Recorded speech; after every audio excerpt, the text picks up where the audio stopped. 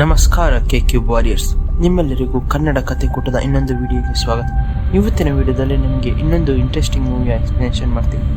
ಇದು Hollywood film lumberjack ಮೂವಿಯ explanation ಆಗುತ್ತೆ. ನಿಮಗೆ ಖಂಡಿತವಾಗಿಯೂ ಈ ಸಿನಿಮಾ ಇಷ್ಟ ಆಗುತ್ತೆ.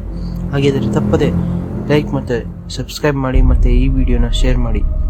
ಲೇಟ್ ಯಾಕೆ ಮಾಡೋದು, ಬನ್ನಿ ಸ್ಟಾರ್ಟ್ ಮಾಡೋಣ. ಕತೆ ಸ್ಟಾರ್ಟಿಂಗಲ್ಲಿ ಸ್ವಲ್ಪ ಕಾಲೇಜ್ ಸ್ಟೂಡೆಂಟ್ಸ್ನ ತೋರಿಸ್ತಾರೆ. ಎಲ್ಲರೂ ಬಸ್ಸಲ್ಲಿ ಕಾಲೇಜ್ ಟ್ರಿಪ್ ಅಂತ ಚರ್ಚ್ ಕ್ಯಾಂಪ್ಗೆ ಹೋಗ್ತಿರ್ತಾರೆ. ಇವರುಗಳ ಜೊತೆ ಕ್ಯಾಂಪ್ನ ಡೈರೆಕ್ಟರ್ ಡಾಕ್ ಕೂಡ ಇರ್ತಾರೆ.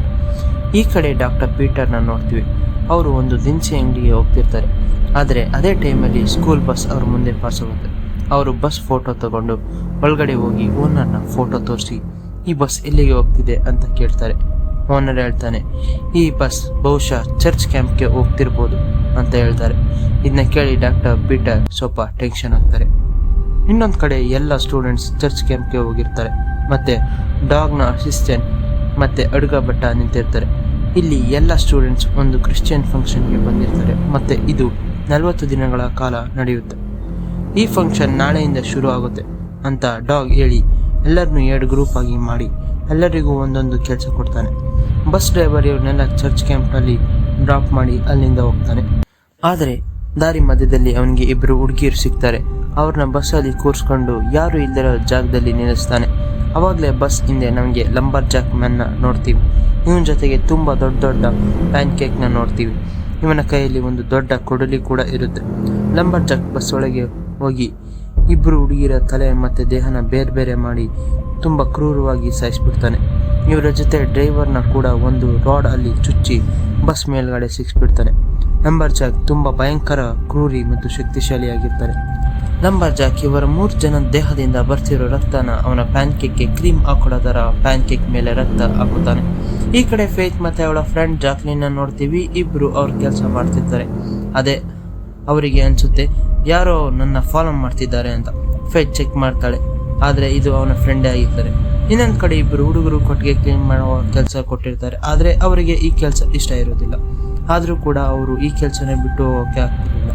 ಯಾಕಂದರೆ ಕ್ಯಾಂಪ್ ಡೈರೆಕ್ಟರ್ ಡಾಗ್ ಇದನ್ನ ನೋಡ್ಕೊಳ್ಳೋಕ್ಕೆ ಅಂತ ಒಬ್ಬನ ಅಪಾಯಿಂಟ್ ಮಾಡಿರ್ತಾನೆ.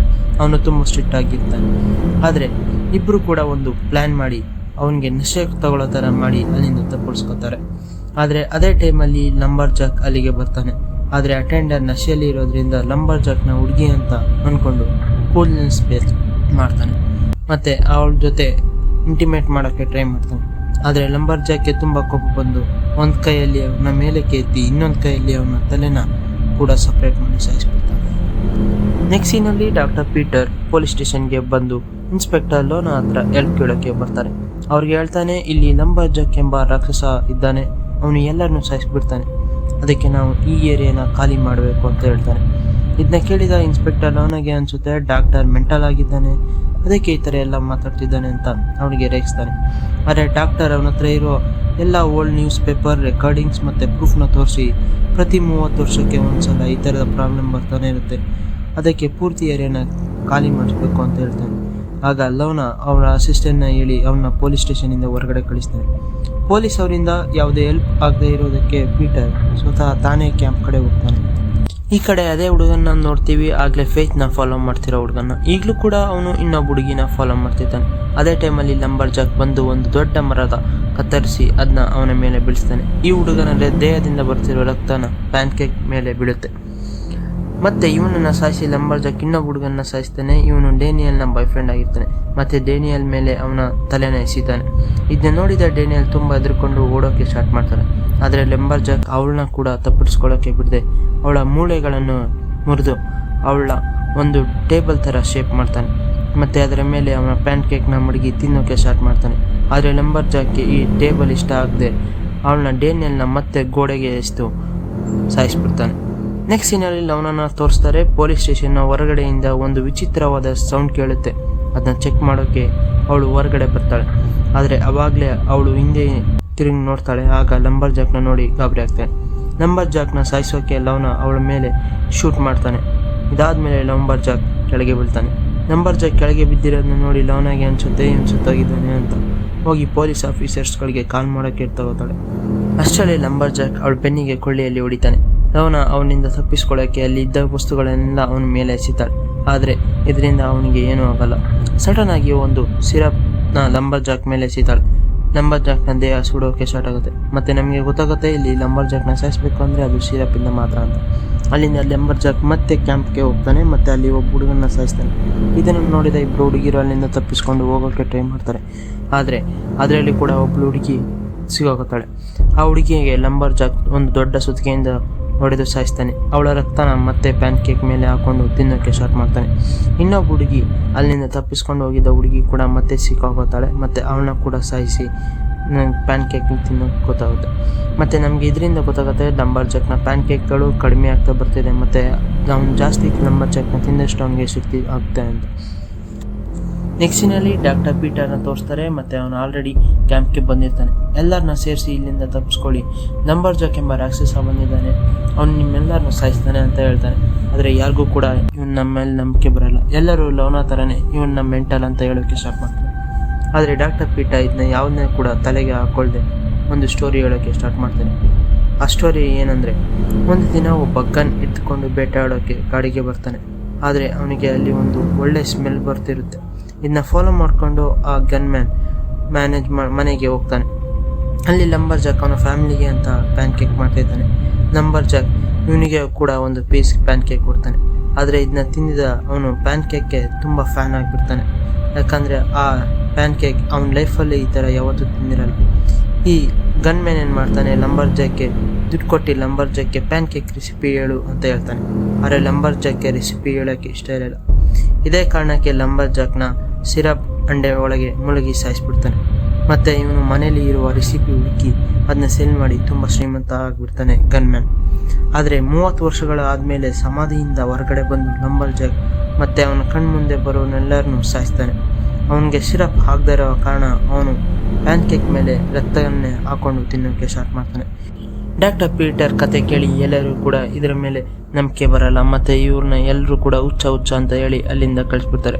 ಡಾಕ್ಟರ್ ಹೊರಗಡೆ ಹೋಗುವಾಗ ಹೇಳ್ತಾನೆ, ಲಂಬರ್ ಜಾಕ್ ಯಾವಾಗ ಎಲ್ಲ ಕೇಕ್ನು ತಿಂದು ಮುಗಿಸ್ತಾನೆ ಅವಾಗ ಅವನು ತುಂಬ ಶಕ್ತಿಶಾಲಿ ಆಗ್ತಾನೆ. ಮತ್ತು ಅವನ್ನ ಯಾರು ಕೂಡ ಸಾಯಿಸೋಕ್ಕೆ ಆಗಲ್ಲ ಅಂತ ಹೇಳಿ ಅಲ್ಲಿಂದ ಕಾರ್ ತಗೊಂಡು ಹೋಗ್ತಾನೆ. ಆದರೆ ದಾರಿ ಮಧ್ಯದಲ್ಲಿ ಪೊಲೀಸ್ ಆಫೀಸರ್ ಲೋನಾ ಬರ್ತಾಳೆ. ಲೋನಾ ತುಂಬ ಕ್ರಿಟಿಕಲ್ ಕಂಡೀಷನಲ್ಲಿ ಇರ್ತಾಳೆ. ಮತ್ತು ಅವಳು ಏನೂ ಹೇಳೋಕ್ಕೆ ಆಗೋದಿಲ್ಲ. ಆದರೆ ಪೀಟರ್ಗೆ ಇದೆಲ್ಲ ಗೊತ್ತಾಗುತ್ತೆ, ಇದೆಲ್ಲ ಲಂಬರ್ ಜಾಕ್ದ ಕೆಲಸ ಅಂತ. ಪೀಟರ್ ಲೋನನ ಕಾರಲ್ಲಿ ಕೂರಿಸಿ ಇದರಿಂದ ಹೋಗ್ತಿರ್ತಾನೆ. ಆದರೆ ದಾರಿ ಮಧ್ಯದಲ್ಲಿ ಲೋನಾ ಬರೀ ಸಿರಪ್ ಅಂತ ಕನ್ವರ್ಸ್ತಾ ಇರ್ತಾಳೆ. ಅದರಿಂದ ನಮಗೆಲ್ಲರಿಗೂ ಗೊತ್ತಾಗುತ್ತೆ ಲಂಬರ್ ಜಾಕ್ನ ಸಾಯಿಸಬೇಕು ಅಂದರೆ ಅದು ಸಿರಪಿಂದ ಮಾತ್ರ ಅಂತ. ಈ ಕಡೆ ಇನ್ನೊಬ್ಬ ಪೊಲೀಸ್ ಆಫೀಸರ್ನ ತೋರಿಸ್ತಾರೆ. ಇವನು ಒಂದು ದೊಡ್ಡ ಪ್ಯಾನ್ ಕೇಕ್ನ ನೋಡಿ ತುಂಬ ಖುಷಿಯಾಗಿ ತಿನ್ನೋಕ್ಕೆ ಸ್ಟಾರ್ಟ್ ಮಾಡ್ತಾನೆ. ಅಷ್ಟರಲ್ಲಿ ಲಂಬರ್ ಜಾಕ್ ಬಂದು ಇವನ್ನ ಕೂಡ ತುಂಬ ಕ್ರೂರವಾಗಿ ಸಾಯಿಸಿ ಅವನ ರಕ್ತನ ಪ್ಯಾನ್ ಕೇಕ್ಗೆ ಹಾಕೊಂಡು ತಿನ್ನೋಕ್ಕೆ ಸ್ಟಾರ್ಟ್ ಮಾಡ್ತಾನೆ. ಈ ಕಡೆ ಕ್ಯಾಂಪಲ್ಲೂ ಕೂಡ ಸ್ಟೂಡೆಂಟ್ಸ್ಗೆ ಪ್ಯಾನ್ ಕೇಕ್ ತಿನ್ನೋಕ್ಕೆ ಕೊಟ್ಟಿರ್ತಾರೆ. ಆದರೆ ಇದಕ್ಕೆ ಸಿರಪ್ ಹಾಕಿರಲ್ಲ. ಇದೇ ಟೈಮಲ್ಲಿ ಡೈರೆಕ್ಟರ್ ಒಂದು ಪ್ಯಾನ್ ಕೇಕ್ ಎತ್ಕೊಂಡು ತಿನ್ನೋಕ್ಕೆ ಸ್ಟಾರ್ಟ್ ಮಾಡ್ತಾನೆ. ಆದರೆ ಇದು ತುಂಬ ವಿಚಿತ್ರವಾಗಿರುತ್ತೆ. ಆದರೆ ಇದು ಪ್ಯಾನ್ ಕೇಕ್ ಆಗಿರೋದಿಲ್ಲ, ಬದಲಿಗೆ ಯಾರೋ ಒಬ್ಬ ಸ್ಟೂಡೆಂಟ್ಸ್ನ ಮುಖದ ಚರ್ಮ ಆಗಿರುತ್ತೆ. ಅಷ್ಟರಲ್ಲಿ ಲಂಬರ್ ಜಾಕ್ ಡೈನಿಂಗ್ ಹಾಲ್ಗೆ ಬರ್ತಾನೆ. ಇದನ್ನು ನೋಡಿ ಈಗ ಎಲ್ಲರೂ ಕೂಡ ಡಾಕ್ಟರ್ ಪೀಟರ್ ಹೇಳಿದ್ದು ನಿಜ ಅಂತ ಅಂತಾರೆ.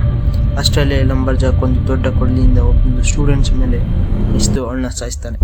ಇದನ್ನು ನೋಡಿ ಎಲ್ಲರೂ ಗಾಂಡ್ಗಾಬರಿಯಾಗಿ ಅಲ್ಲಿಂದ ಓಡೋಕೆ ಸ್ಟಾರ್ಟ್ ಮಾಡ್ತಾರೆ.